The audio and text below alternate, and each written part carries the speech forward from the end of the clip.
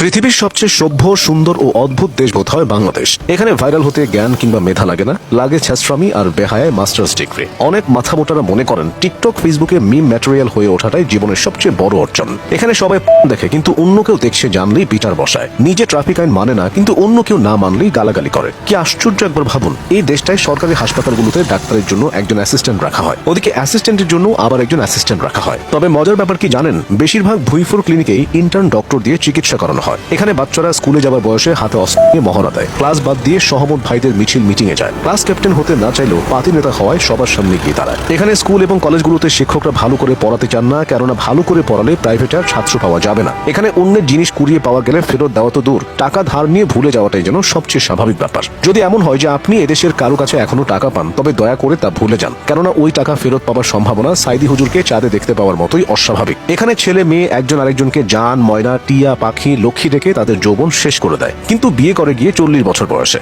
এখানে দুজন গরিব মিলে আরো 5 থেকে 7 জন গরিবের জন্ম দেয়, তারপর প্রত্যেকে আলাদা করে সংগ্রাম করে। এখানে কারো বিপদে কেউ এগিয়ে আসে না, ভাবে কি লাভ, কিন্তু নিজের বেলায় বিপদ এলে বলে ভালো মানুষের অভাব। কাউকে খুন করা হলে এখানে সবাই চেয়ে চেয়ে দেখে এবং সেগুলো ভিডিও করে সোশ্যাল মিডিয়ায় ছেড়ে দেয়, কিন্তু কোনো অঘটন ঘটলেই সরকার ও রাজনীতিবিদদের ঘাড়ে দোষ চাপায়। এখানে সবাই লোভী আর খাই খাই স্বভাবের মানুষ, যাকে বিশ্বাস করে সামনে এগোতে সহযোগিতা করবেন, দুদিন পর তার কাছ থেকে বাস উপহার পাবেন। এখানে নিজের সমালোচনা বাদ দিয়ে সারাদিন সবাই অন্যের সমালোচনা করতে ব্যস্ত থাকে। এখানে শ্রমের যথাযথ মূল্য পাওয়া যায় না, শিক্ষিত মানুষ সম্মান পায় না, খুব সহজেই টাকা দিয়ে অসাধ্যকে সাধন করা যায়। মানুষ নিজেকে সবজান্তার শমসের মনে করে। এখানে কৃষকের পেটে ভাত নেই, কিন্তু ভিক্ষুকদের ব্যবসা রমরমা। এখানে সবাই বড় হতে চায়, কিন্তু কেউ মানুষ হতে চায় না। এখানে মানুষের কথায় সহানুভূতির গন্ধ নেই, তবে মব ক্রিয়েট করতে এরা পৃথিবীর সেরা। এখানকার মানুষ নিজে বাস থেকে নামতে চায় নিজের বাসার সামনে, কিন্তু অন্য কেউ ধারে কাছে নামলেও বলবে বাসটি ভাড়া দিয়ে কিনে নিয়েছে নাকি। এখানে নিজের ছেলে মেয়ে দোষ করলে সে দোষ একদমই চোখে পড়ে না, কিন্তু অন্যের ছেলে মেয়ে দোষ না করলেও তাদের নামে কিভাবে বানিয়ে বানিয়ে কথা লাগাতে হয় তা প্রত্যেকেই জানে।